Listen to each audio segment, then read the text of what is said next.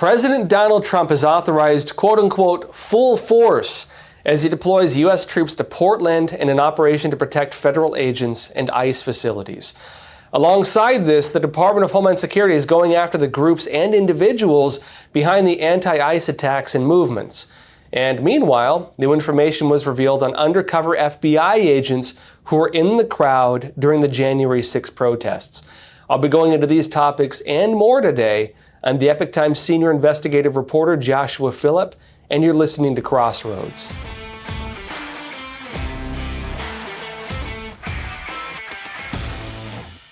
Welcome to Crossroads. U.S. troops are being deployed to Portland, Oregon.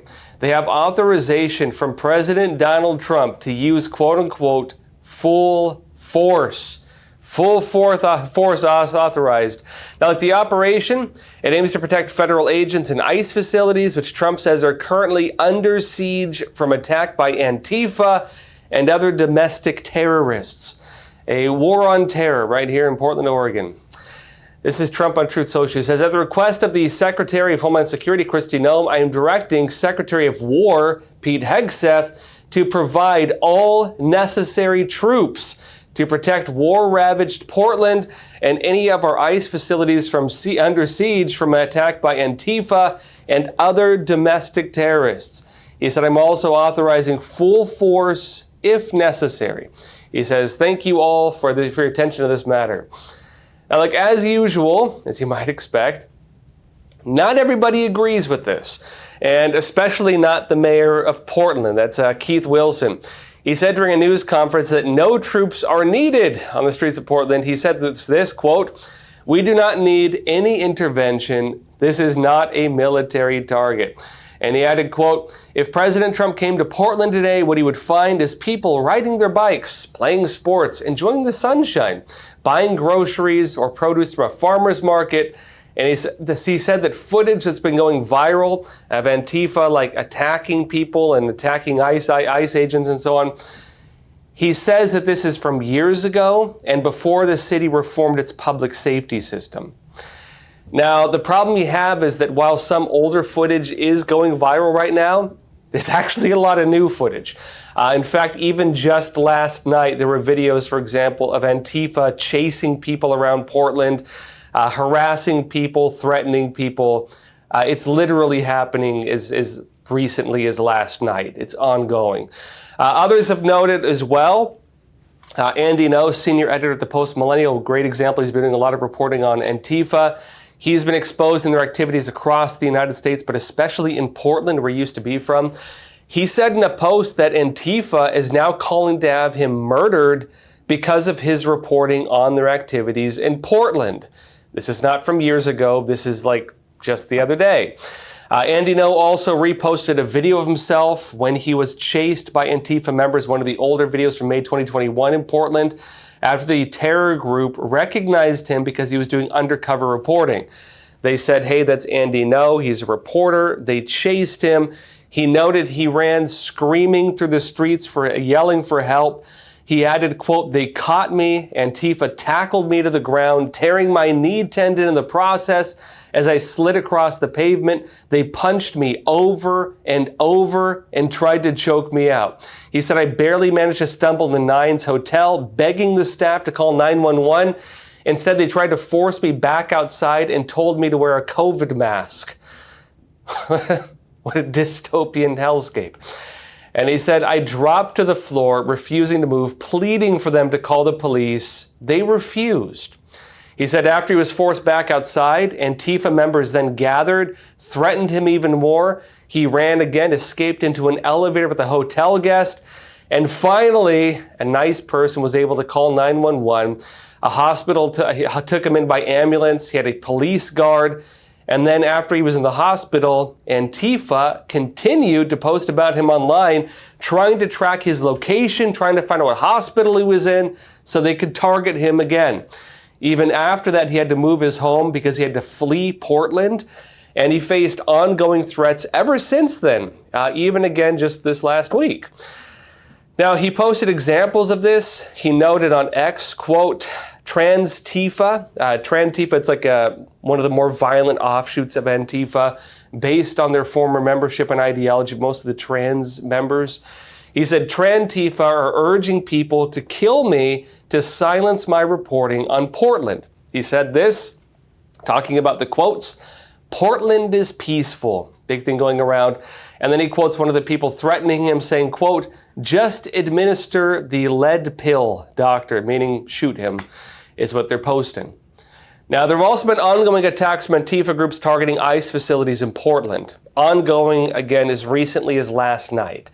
You could argue a lot of this is quote-unquote non-violent. The violence oftentimes happens with scuffles. They surround people. They harass people. Even last night, there was a video coming out of a black man waving an American flag who was then surrounded by Antifa. An Asian man who was supporting that, the man with the flag, also being harassed. They chased him. They harassed him. They shoved banners in his face. When they did that, he struck the banner, making him look like the bad guy, which is how they frame these things.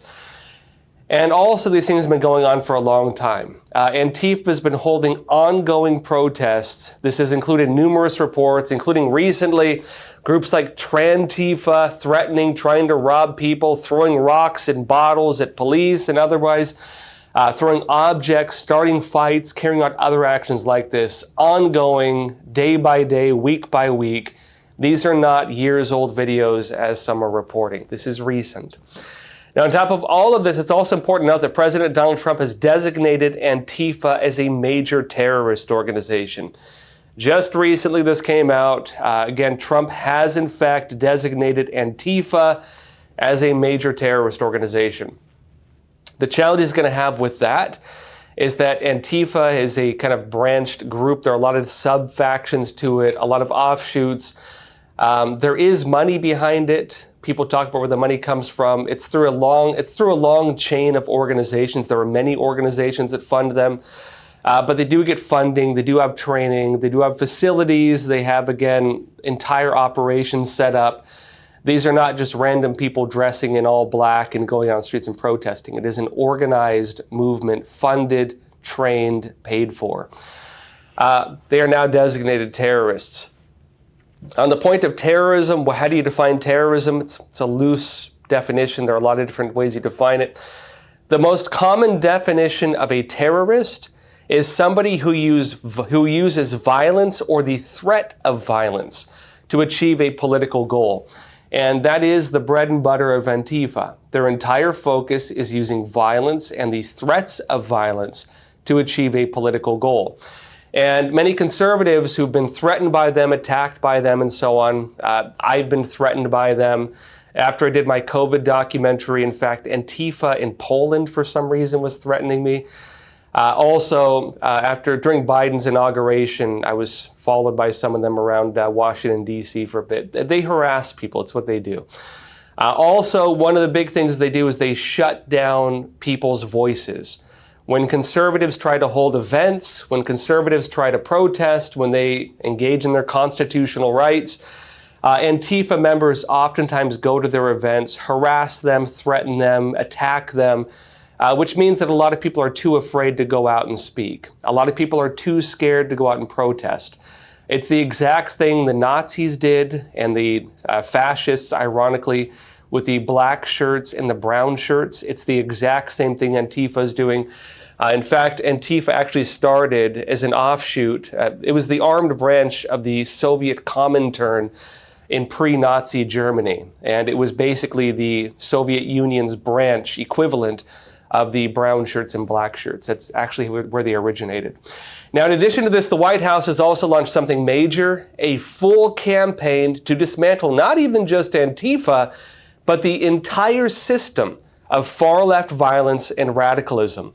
Anybody funding them, any organization funding them, anybody involved in the calls for violence, any group moving on that, NGOs, non-governmental organizations, nonprofits, all of these now are targets of this campaign to root out far-left violence. Again, President Donald Trump has signed this. This is now going into effect. We'll see how it looks in terms of actions, because they have not done it yet, but they have now signed it into effect. Now, alongside this, across the whole country, the Department of Homeland Security is also going after the groups and individuals who are behind the anti-ICE attacks and movements. Just News said this. They say federal officials are launching a government-wide effort to crack down on those financially and logistically supporting the targeting of Immigration and Customs Enforcement, ICE officers, and their operations after the deadly attack at an ICE facility in Dallas earlier this week. They said during an interview on Just the News' No Not Noise TV program, Department of Homeland Security Assistant Secretary Tricia McLaughlin said the shooting, the recent one, was the result of premeditated planning and suggested that online tools and nonprofit networks are contributing to targeting federal officers. On that point also, there's even an app available on the iTunes App Store where people can even download that and track ICE. That has been allowed to happen. There are many companies involved with this, approving it, allowing it. Different news networks have posted these kinds of things. Spanish language radio stations have been broadcasting the locations of ICE officers. There have even been public officials making calls to track them, protest against them, which is, you're legally allowed to protest. But tracking them, targeting them, blocking their operations, that's kind of where the line is drawn. Now, Mike Benz, Executive Director of the Foundation for Freedom Online, also posted examples of how Antifa-aligned websites have been posting information on their strategies that they are using to terrorize ICE. He said this. Antifa websites, totally open to the public, explicitly call to so utterly terrorize ICE that federal agents are physically afraid to enter a city. He said if the Proud Boys wrote this about the FBI, how fast would every single person around that website be indicted by Merrick Garland? Which, again, if you understand what's happened in this country over the last 10 plus years, conservatives who do anything close to what Antifa does are very quickly punished for it. When he's talking about, for example, the Proud Boys, for a bit that was like the right-wing equivalent of Antifa. It was groups that when Antifa was going out and attacking conservatives, a group of more conservative types, although kind of extreme also, came out to fight Antifa. What happened? Well, they went out and actually fought Antifa, and you saw Antifa get their faces beat in. Very quickly, in fact, because they're not very strong, frankly. People can fight them very easily, and when they do, Antifa almost always loses, unless they engage in mob tactics. What was happening was people were going out and fighting them. What then happened? The Proud Boys were designated a gang. The Proud Boys were shut down. The Proud Boys were investigated. The Proud Boys were arrested. Nothing of that sort happened to Antifa. Justice was meted out on one side, but not the other. There was only justice on one side of the aisle. Antifa was able to operate with relative protection. There are officers not allowed to do much about it. They were never really arrested. There are groups, lawyer groups, that even defend them when they are arrested. They're oftentimes let out back on the street almost immediately. And again, some governors have gone after the conservative side, but not Antifa. Even when Antifa was taking over city blocks in Seattle, it was called the Summer of Love. It was allowed to take place. They've not faced repercussions. They've been allowed to terrorize the public through mostly local level protection. Now, Mike Benz adds this. He says, same Antifa website worrying about a federal crackdown on massive liberal institutions sponsoring the Antifa networks just fearlessly flaunts federal law by organizing, quote, no-go zones for federal forces that make police afraid to enter for their safety. Let me show you the actual website. This is the website he points to. And it does, in fact, detail the strategies that some groups are, in fact, using against ICE. The actual website calls for a kind of systematic strategy. It calls first to form resistance groups, Antifa, NGOs, protest groups, then to establish community assemblies, build a communication system, again, secure communications oftentimes, so they can talk to each other and organize, to then strategize and set a, quote, combative example, meaning fight. They say then, quote, compel local politicians to break off cooperation with federal authorities, which they actually advocate using force to do, trying to force politicians to do this. And then they want to, quote, create no-go zones for federal forces, using fear and threats to make federal officers too afraid to enforce the law. And then to, quote, create mutual aid networks, organizations, in other words. Let me show you what it actually says directly. It says, quote, it calls to, quote, map the infrastructure and support institutions that ICE depends on, to publicize their vulnerabilities, popularize simple, reproducible ways to impose consequences. What are the consequences they want to impose, but they want to do it? And to, quote, aim to choose the time and place of confrontations. By the way, these are unconventional warfare tactics. They're actually employing actual guerrilla warfare tactics on the streets of the United States. Now they're designated a terrorist group. They're actually operating as an official terrorist group in these kinds of operations. It also says this, to, quote, pressure local politicians, public institutions, and other influential groups to concretely oppose ICE operations rather than simply standing aside. The consequences, it says, of cooperating with ICE, whether actively or passively, must be worse than the consequences of not doing so. What kind of consequences are they suggesting here? The consequences of supporting ICE need to be worse? What are they suggesting? And they also state that if, quote, ICE agents hesitate to enter certain areas without backing from police, National Guard, and Marines, that will limit their operations. Basically what they're saying, they want to make it so that ICE agents are afraid to go to certain places unless they have protection from police, National Guard, and Marines. They're actually advocating for this. They want to use fear. Now, what would actually make ICE agents too afraid to enter an area? Well, the threat of violence, the threats against their families, the doxing operations, which has been ongoing. People are even finding the identities of the ICE agents, even tracking them, following to their homes, and threatening their families. In California, Governor Gavin Newsom has signed a bill to force ICE agents to show their faces. The federal government says it will not comply with the orders of California to force federal officers to show their faces, because the only thing showing their faces will accomplish is allowing them to be threatened by movements like this. That is the only difference it would make. It would allow them to be threatened. And there are people who want that. Now, we've actually seen this model get used by many of the radical groups all across the United States. What is interesting in the United States is that many of the protests you see, whether it's the anti-ICE protests in Los Angeles, whether it's the protests in Portland against ICE and otherwise, whether it was the No Kings riots and protests, oftentimes they're organized by the same groups. The quote-unquote No Kings protests, which again were branded at least as being grassroots, was actually organized by 190 organizations, publicly listed.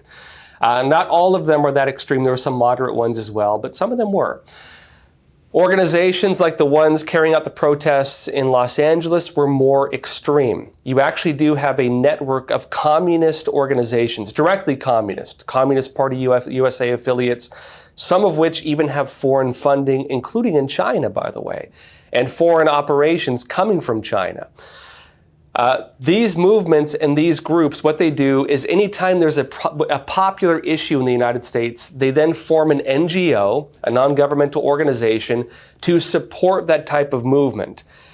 Movements were started around Black Lives Matter. Movements were started around the pro-Gaza protests. Movements are now being started around the anti-ICE operations by the same parent organizations, which basically, like the tentacles of an octopus, reach out and create different movements across the United States based on what is a popular issue. This is actually how they operate. Now, what we're seeing with the United States is that Donald Trump is now targeting the head of the octopus, so to speak. Not just the tentacles or the most surface, again, elements of it, oftentimes the people on the ground protesting, but the people pulling the strings, the people funding it, the people doing the trainings, the people doing the operations. We have not seen this. I've been saying for many years that what you're watching on the surface is oftentimes little more than a puppet show. You're watching the puppets, you're not watching the people pulling the strings. They're now going after the people pulling the strings. That's the big difference we see now taking place. Now, speaking of the attacks on ICE facilities, there was the recent incident where an individual shot at an ICE facility. The individual killed 2 people. It turned out the people he shot and killed were people being detained by ICE. He also wounded others, and then he killed himself. Now, the legacy media is treating this as one big mystery. They're saying, well, we don't know the motive of the shooter. Was he anti-ICE? Was he just crazy? Probably both. Was he a conservative trying to kill migrants? There are some even saying that. Now let's break down the evidence. Let's look at the actual evidence, and I'll show you what the media is saying. The Washington Free Beacon did a great review of some of the reporting. They collected a lot of it. Here's what they said.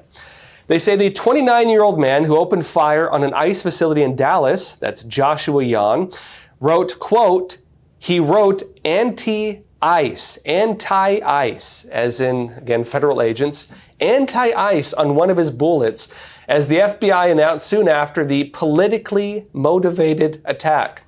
So he writes anti-ICE on a bullet. What does that tell you about his motives? It says here, law enforcement officials later revealed that this individual, Yan, left a note saying he hoped the attack would, quote, give ICE agents real terror and, quote, inflict maximum lethality against ICE personnel. So he wrote anti-ICE on his bullet. He also stated in a note that he wanted to give ICE agents real terror and maximize lethality against personnel, meaning kill them. What could the motive be? Is that a clearly stated motive? I would say so. But mainstream media is saying otherwise. They're saying this. Back to this article. It says mainstream media outlets nonetheless portrayed Yan's motive as, quote, unclear, and criticized Republicans, namely President Donald Trump and Vice President J.D. Vance, who said otherwise in the wake of the shooting. They say, here's a roundup of how those outlets covered the attack. They have a great breakdown of it. They point to several reports all across the legacy media.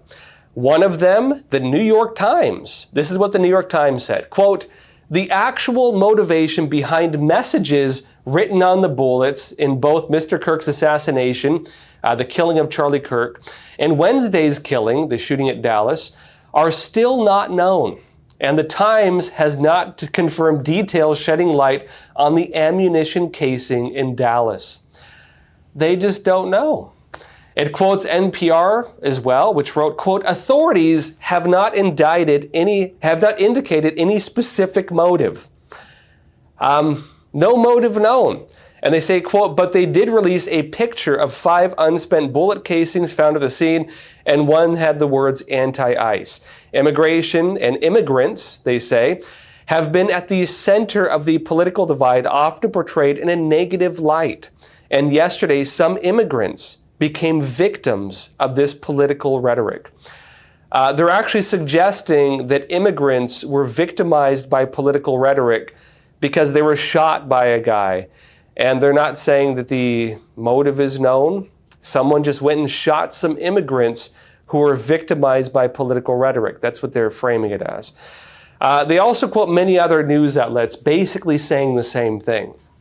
If you were reading or watching mainstream media, that's what you would understand as reality. That's what they're saying. Now, if you were to read some of those quotes, you could easily assume this was an anti-illegal immigrant killing, that people are radicalized against illegal immigrants because of the mean words of President Donald Trump. And that's the way that the media is framing it in many regards. They're not framing it as crazy people being radicalized against ICE and deportation operations. Radicalized, I'd say, even by irresponsible reporting like what they're doing. Personally, I think the motive is pretty dang clear. The guy literally wrote anti-ICE on one of his bullets. He actually stated in a note his motive: give ICE agents real terror and inflict maximum lethality against ICE personnel. If I were to say what the motive was, he probably wanted to, quote, maximize lethality against ICE personnel, meaning he wanted to give ICE agents real terror. He wants to scare ICE and use violence against them, and he believed that his bullets were the anti-ICE antidote. I don't think you need Sherlock Holmes to figure this out. Now, look, personally, I'd say the motive is clear as day. I would add that many of these news outlets are either clueless or knowingly lying to people.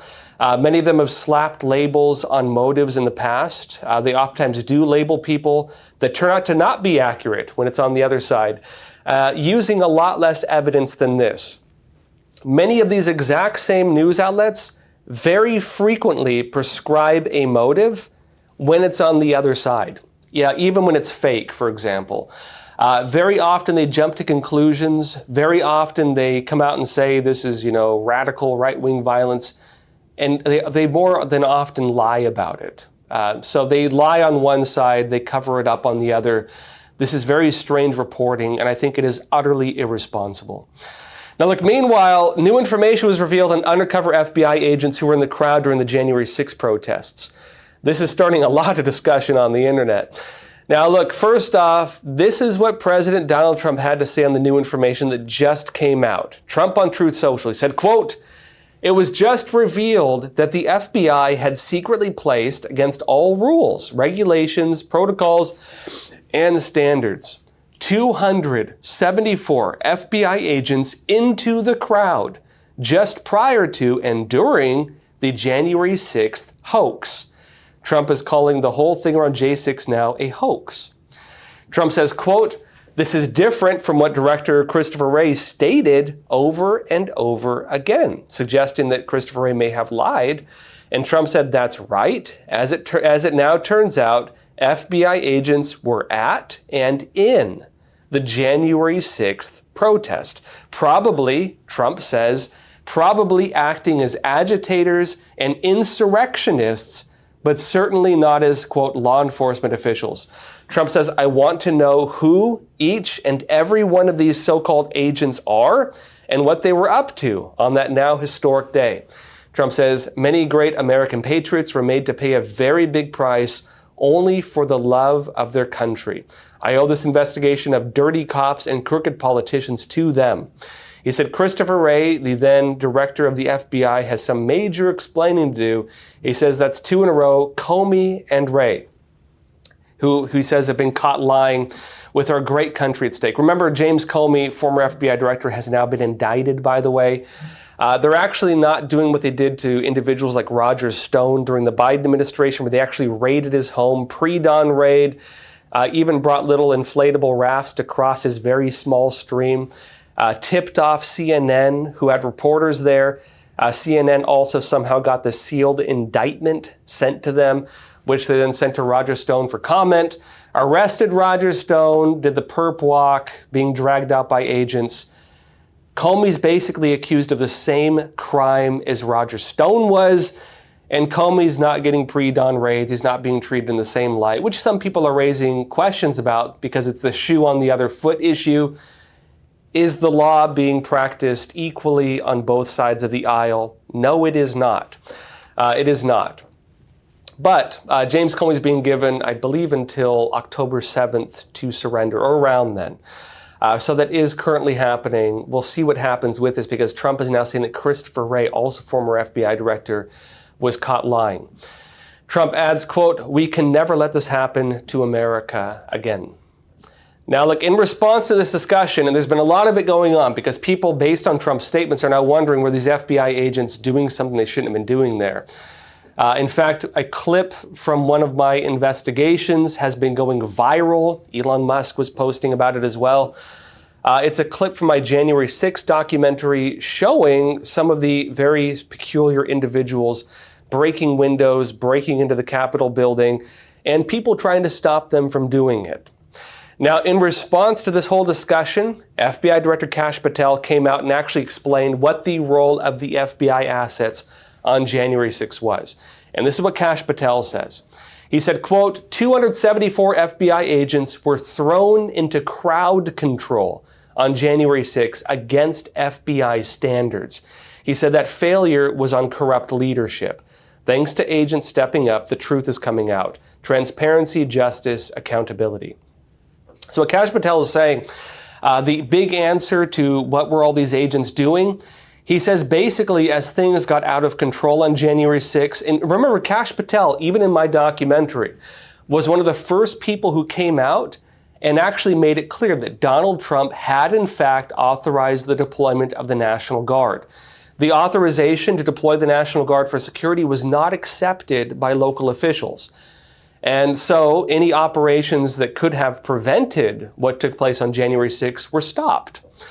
What happened instead is the FBI agents who were there had to get involved in crowd control, according to, again, Kash Patel, the current FBI director.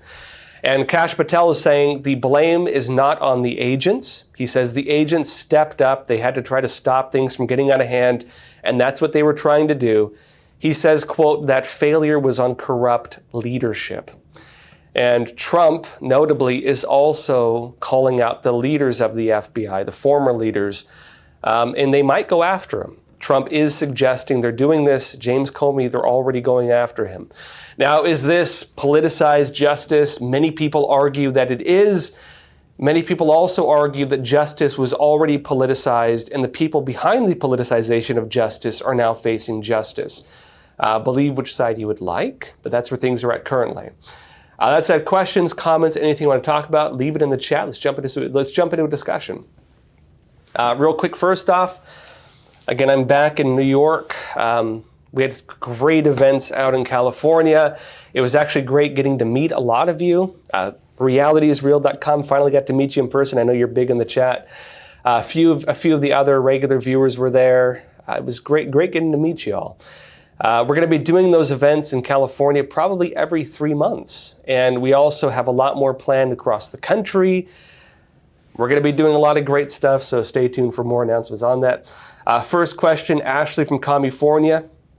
You're saying it's really a shame that it's taking the federal government to bring order to major cities. The state, county, and city have failed at their jobs. Yeah, and you know, this is the challenge, I think, for the United States, because I've been thinking about this. Do I support federalization of law enforcement? No, I don't. In fact, if I were to talk about my views on law enforcement, if I were to make the perfect country, I would actually use the model of the sheriffs as the model of law enforcement across the United States, where the sheriff is an elected official. The people vote for him. The sheriff's only real job technically is to make sure the Constitution is being enforced. If an unconstitutional law is implemented, the sheriff can choose to not enforce it. And the sheriff can appoint deputies, sheriff's deputies, who then become the police. I believe that is the constitutional form of law enforcement in the United States. And I believe that's what the Founding Fathers intended. If I were to create the perfect form of law enforcement, I would use the model of the sheriffs for all law enforcement in America, where the chief is an elected official. The American people vote for them, meaning they're independent from the governors and mayors. They're independent even from the president himself. And so that is the way the Founding Fathers set up law enforcement in America. If I were to enforce the law, that is the model I would use for police, for federal law enforcement, everything. I don't like the idea of having personal guards, so to speak, of, again, individuals who can do what they like with them. On that point, though, my belief on that is not absolute. In fact, I actually believe that any absolute is oftentimes flawed, because the challenge we have in the United States right now is, again, that local law enforcement is not able to enforce the law. They're being restricted in many areas. You have district's attorney who are overriding even the sheriffs. In fact, I've spoken to sheriff's deputies. They do huge investigations, take down gangs, arrest the criminals, file all the paperwork. Before they're even done filing the paperwork, the people they just arrested are being let out back on the streets. It's extremely discouraging for them. There are officers dealing with this, and I'm talking about sheriffs, right? Sheriff's deputies. They're dealing with that. And so what do you do if the police are not allowed to do their job because of a political machine that is basically allowing criminals to do what they like? When you have, for example, low crime rates because crime is not being treated as crime. This is actually one of the big arguments in Portland, Oregon right now. People are saying, what do you mean there's violence and problems in Portland? What do you mean that ICE agents are being attacked? What do you mean it's not safe there? Are you crazy? Look at the crime stats. It's fine. There are no people being arrested for attacking ICE officers. There are no people being arrested for attacking and beating up critics who try to challenge them. There are no people being arrested for violence or threats or anything else. The problem is, it's happening and people are not being arrested for doing it. That's the problem. People are being allowed to do this without any repercussions. And the repercussions are meted out when it's the other side. A big problem also when it comes to media, the way it frames these types of things, when they say there's a spike in right-wing extremism, and not on the left. The problem is first on how you define right and left, because oftentimes they do prescribe guilt on the right without any due evidence. And the other problem is they oftentimes do not enforce the law when it's on the other side of the aisle. Is crime a crime if you don't prosecute it? Is a physical assault if they don't get arrested for it? That's the problem we have in the United States. You can lower crime stats by just not enforcing the law. And many local governments have not been enforcing the law politically when it's a partisan issue like this. That's the big problem. And so what do you do in a situation like that? I mentioned my personal view would be, no, you don't federalize law enforcement. In fact, I would actually say I'm on the very opposite footing of that. I believe that law enforcement should be elected by the American people, as the sheriffs are, if I were to make it perfect, right? But at the same time, when it comes to this, I don't think there's any other option, in my personal opinion.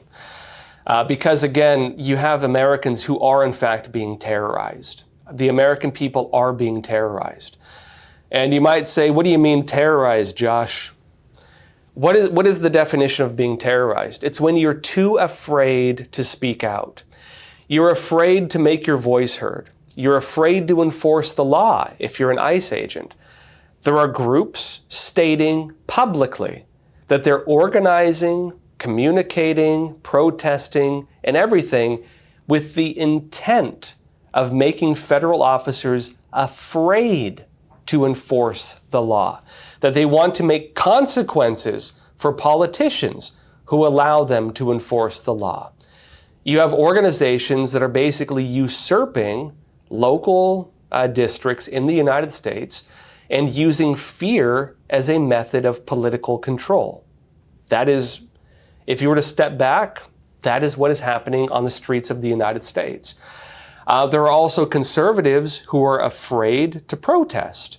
They're afraid to go out. They're afraid to engage in their constitutional rights because they don't want to get doxxed. They don't want to have their families threatened.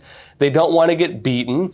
Many of them believe that if they get into a fight, they will be arrested and the people who attacked them will not be. They'll be sued and the people who attacked them will not be. And because of the way the system works, and unfortunately there are a lot of activists within the entire system, they believe, many of them, that they are more likely to face repercussions and the other side's going to get off scot-free. Is that justice? Is that proper? No, it is not.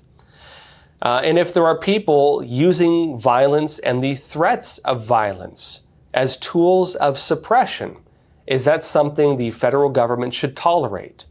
I believe no, it should not. And so, while generally I do believe in a very localized form of law enforcement, again, the model of the sheriffs, do I support the idea of the federal government federalizing law enforcement in order to put down problems like this? I've gone in my head if there's any other way to accomplish it, and I don't know if there is. I do believe the problem is severe. I believe that America is in fact being subverted by very nefarious movements, many of which have foreign ties. And I believe that the problem of ideological subversion, as we currently observe it, has been going on for a very long time. During the time of the Soviet Union, many movements like this were sponsored by the Soviet Comintern. Many movements were actually being supported by actual communist groups, which, if you were a communist during the Soviet Union, anywhere in the world, it meant that you had sworn allegiance to the Soviet Union as the leader of the Comintern, the Communist International. These days, many of them are loyal to the Chinese Communist Party. The Chinese Communist Party has funding. The Chinese Communist Party has various operations propping up these groups, training, and so on.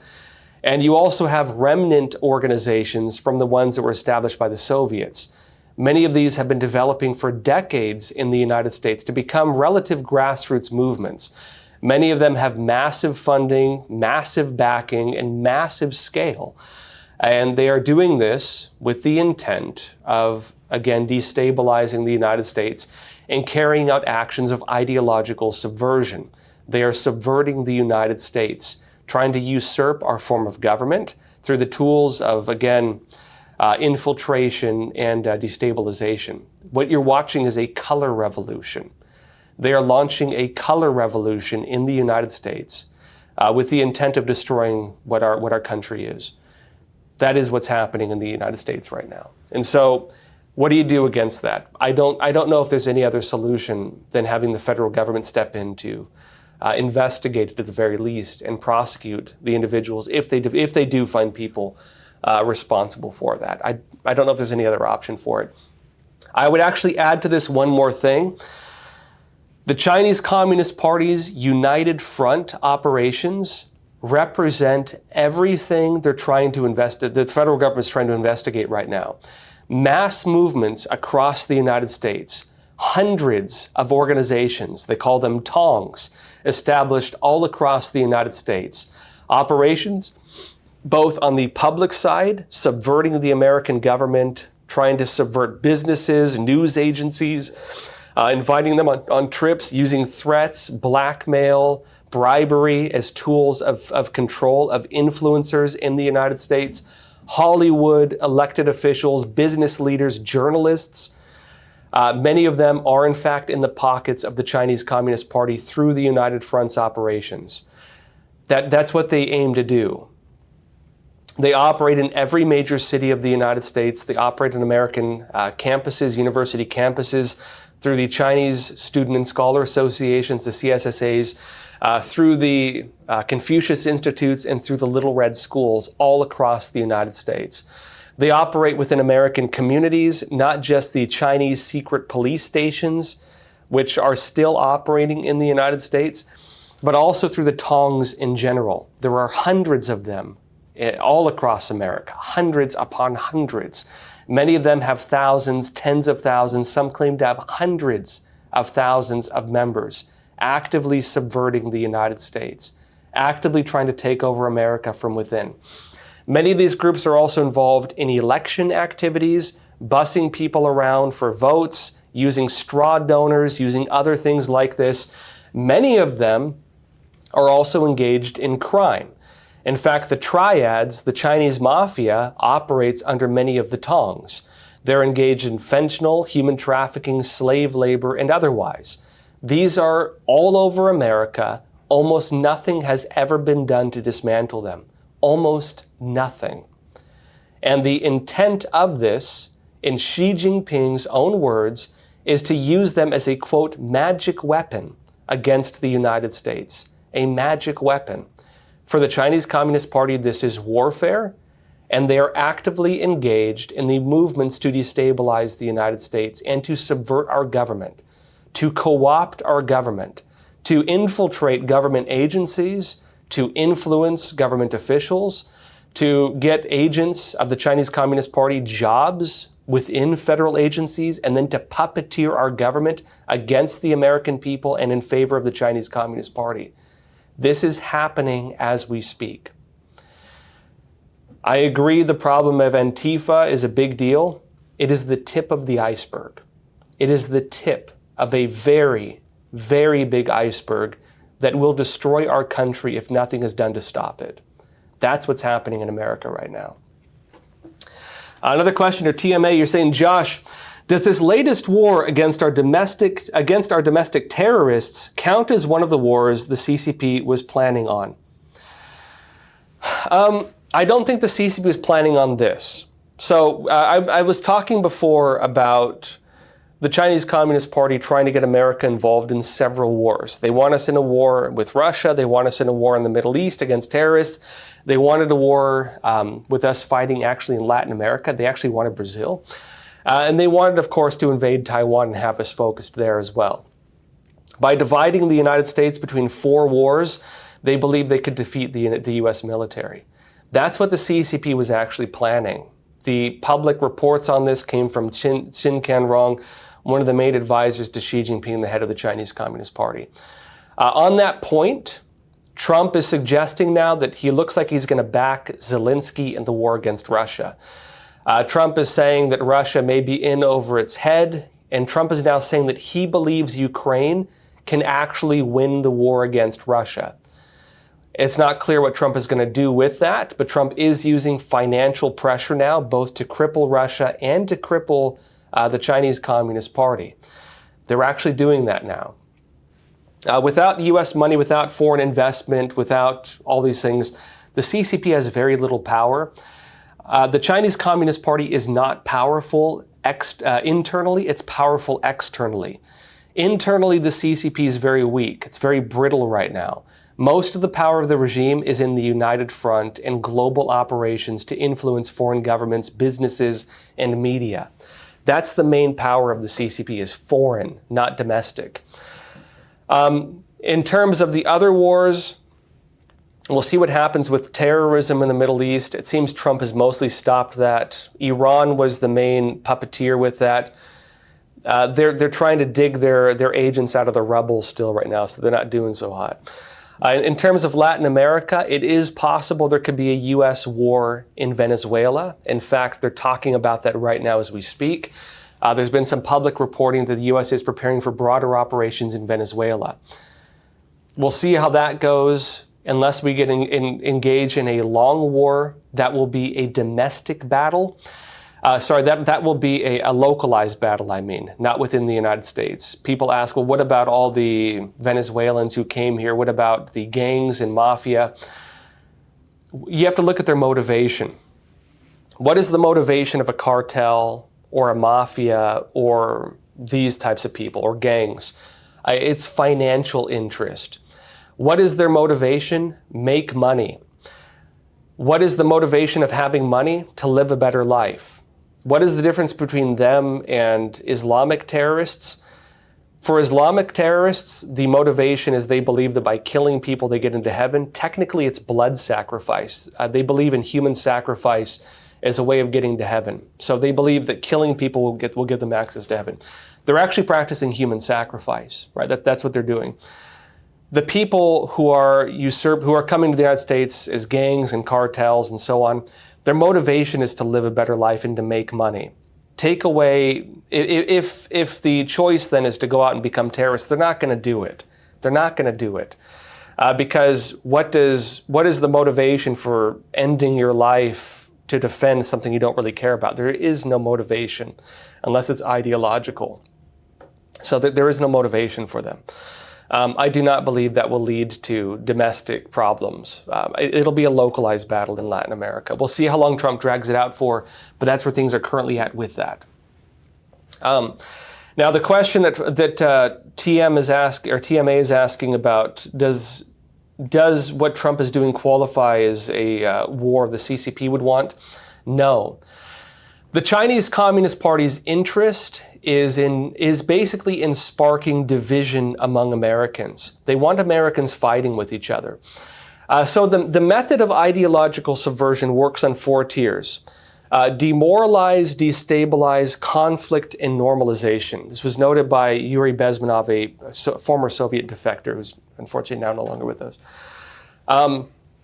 The demoralization, so the active measures of the Soviets, the tongs of the Chinese Communist Party, they focus on this, right? They want to subvert what they call the civil society, to start popular movements, to get leadership in their pockets, to puppeteer things, right? They don't want the hands of the puppets being seen. They want the focus to be on the puppets. You're watching a shadow play, right? It's a little shadow. You're watching the walls of the cave and there's puppets on the shadows. You're not supposed to see what is making the shadow puppets, right? They want us focused on this on the ground so that we're fighting with each other. They don't want us to see the tongs pulling the strings. They don't want us to see the international organizations pulling the strings. They don't want us to see the international movement and intent of that movement behind the individuals pulling the strings. They don't want that being seen. And so the interest of the Chinese Communist Party is again the same as the Soviets. Let me explain this. The first step is demoralization. You lose hope in the system. You no longer believe in the integrity of your government. You no longer believe in law enforcement. You no longer believe that your neighbor is your friend. You no longer believe in healthy tribal relationships. And when I say this, I'm referring to kind of a broader way to view a civilization. A civilization is a coming together of various tribes in order to form a government. All empires had various tribes. That's races, that's religions, that's cultures, which can set aside some of their differences in order to find commonality of a common belief, which is what forms a government. During the Roman Empire, of course, you had many tribes, many tribes. In the United States, we also have many tribes, different religions, different beliefs, different denominations, many denominations, different races, many different cultures. And it's because of these peaceful relations of our tribes that we have a government. The Maoist strategy under Mao Zedong, again, of the Chinese Communist Party, was to basically use tribalism to incite popular movements, to divide people, to drive wedges between people. That's part of the efforts of destabilization. And so the CCP has been trying to destabilize the United States using divisions. They want us fighting each other. So first step, demoralize. Make you demoralized, make you hopeless, make you distrustful of your neighbor. Next step, destabilize. Make it so the system does not actually function. Break it down. Turn the agencies against the American people. That's a big problem with the infiltration of our government by Chinese Communist Party agents, many of whom came up in the CSSAs, the Chinese Student Scholar Associations, and were groomed to apply for jobs within the FBI, the CIA, the local law enforcement, within the IRS, within businesses, within the media. The CCP has been doing this for decades, and it has many agents currently in our system. The American system has, in fact, been infiltrated by foreign spies to a large extent. From that, they want to destabilize, to make the system no longer function, or to make it serve an opposite function. That it becomes, instead of working as something that represents the American people, to instead become something that represents a foreign interest. And through the foreign interest, use the arms of the system in the interests of a foreign government. The Chinese Communist Party in this one example. Targeting its enemies, targeting its critics, shutting down issues, maybe even puppeteering the system so that it supports law enforcement and things on one side of the aisle, but not the other. It weaponizes it against the other. That would be destabilization. From there, they want conflict, the third stage. Conflict is civil war. Conflict is fights on the streets. Conflict is riots and counter-riots. Conflict is when we're no longer able to live peacefully between the tribalist groups that form a nation. Conflict, fighting, the destruction of the nation. And from there, they want normalization. Once the things are on fire, they come in and they say, We are here to bring you peace. We're here to bring you security. We're here to bring you order. And people will accept that. They will accept things they would have never normally accepted because they are so desperate for law and order. When communists come in, what do? Well, there's no more riots. They kill them. There's no more protests. They kill them. There's no more people calling for the overthrow of the government. They kill them. There's no more Antifa. They kill them. There's no more little red guards like in China. Mao Zedong sent them off to the countryside. The first people who stand up against the wall once the communists take over are shot are ironically the people who help bring it into power, because they no longer want chaos. They no longer want destabilization. They take the people who they used for that and they throw them in the garbage and they kill them. That's the first stage. And so that's why you have all these influencers now being like, oh, wow, China doesn't put up with this. The Chinese Communist Party doesn't put up with this. Why do we? It's because they kill them. Because they want the Communist Party to not have challenges. It's the same reason they censor the internet. It's the same reason they target people through every other means. They don't want destabilization. They want a communist regime that dominates everything and cannot be challenged or criticized. And the problem we have with destabilization operations, demoralization, destabilization, and conflict is that it's meant to make you desire that. Things become so difficult that people are willing to accept that. You should not want that. You should not want to live under a dystopian tyranny. You should not want to live in a society with no freedom like that. They make you desire that through active measure operations to destabilize and destroy your country. That's what they're doing. And so, does the CCP want what Trump is doing? No. The CCP wants to maintain what it's doing. What Trump is doing is going after the groups funding, organizing, and so on.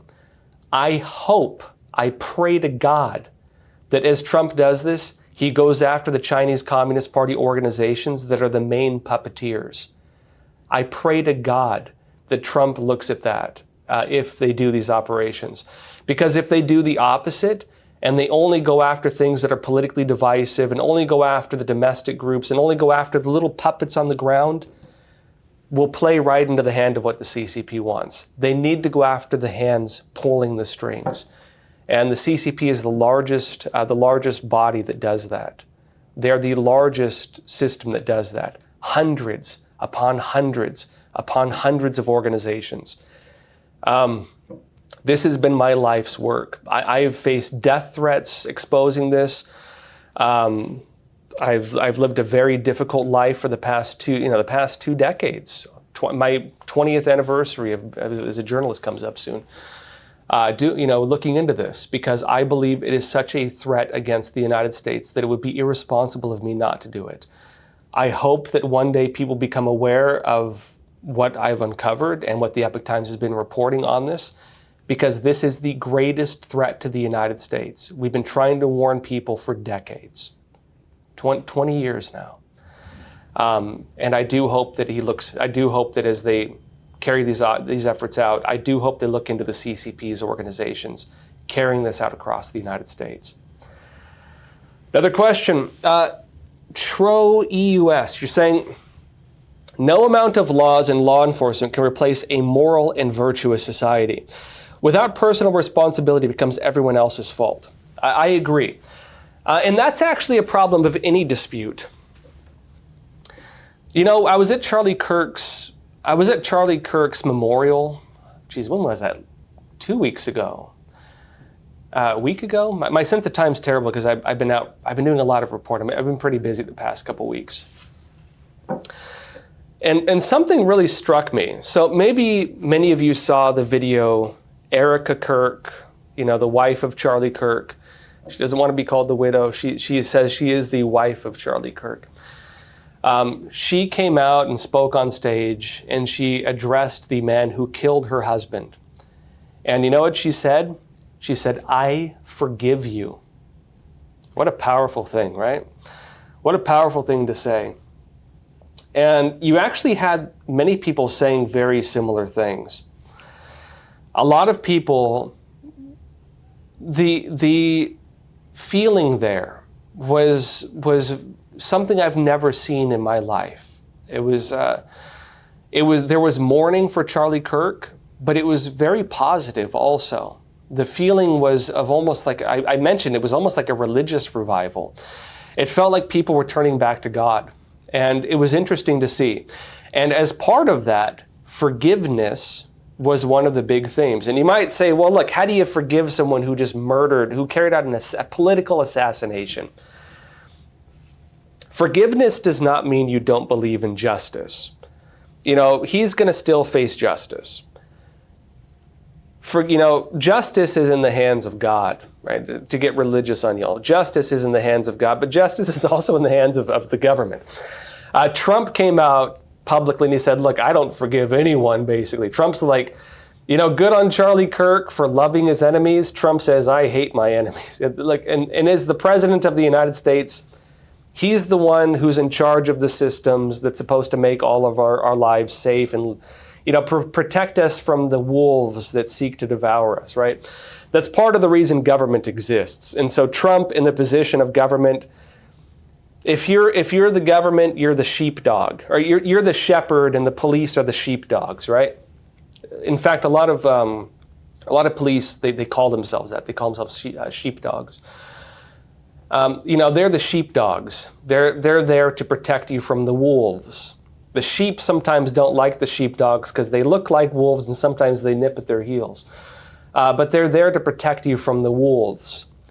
If you've not had to face the wolves, you might think, hey, why do we need the sheepdogs? And that's a problem, unfortunately, of a society that's sometimes a little too comfortable.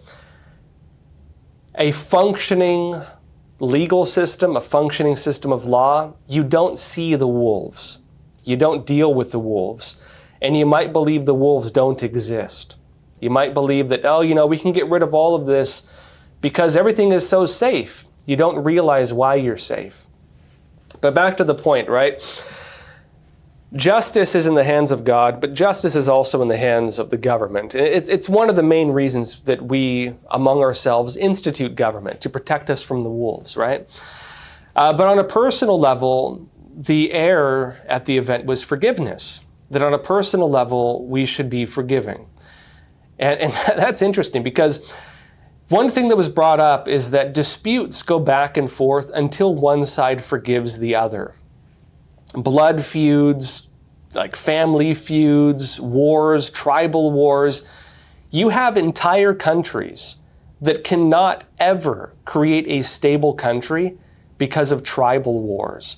Because one side has a blood feud and they want vengeance, and then when they carry out their vengeance, they kill the other side, and the other side wants vengeance, and they kill them, and they kill them, and they go back and forth, sometimes for hundreds of years. And they can never create a stable society. There's the problem, this is a problem that's existed throughout most of human history. You have individuals who do that, feuds among neighbors, people feuding with each other and fighting with each other, people feuding with each other among family, until one side forgives the other and says, I'm not going to seek vengeance. Religion teaches us to forgive. I don't know about all religions, but I think the good ones do. It teaches forgiveness. And what was interesting to see at the Charlie Kirk Memorial was, as part of the religious revival, people were talking about forgiveness. And so, as Tro-EUS says, no amounts of law and law enforcement can replace a moral and virtuous society. It's true that order comes from two directions. Order comes from external systems, right? The law, police, and so on. But moral order, the inner order, the order that comes from individual morality and self-restraint, is the true form of order. Without that, you can only have an ordered society to the extent that law can extend its arms. And that's the problem you have under communist systems, which actively destroy human morality and then replace religion and human morality with a totalitarian system. You can only create stability to the extent you can monitor people and to the extent you can watch them. Monitor their communications, watch them in their homes, surveillance states, overabundant systems of rules and laws and stacks of everything, because people cannot live peacefully without that, because they no longer have internal restraint. It is true that the greater form of order comes from within. And so I think you need a bit of both in a healthy society, but it is true that on an individual level, what can we do? Well, morality is the bedrock of a virtue, is the bedrock of a stable society. It really is. That said, please share this episode, help us get the word out. Let me know in the chat what you think. Do you agree with Trump's moves to federalize justice? Do you think that we can create a virtuous and good society? What do you think we need to do? How do we balance these two things? Let me know what you think in the chat. Join me also tomorrow, 10:30 a.m. Eastern Time for the next episode. In the meantime, thank you all so much for being here. And as always, please take care of yourselves, stay informed, stay free. Thank you.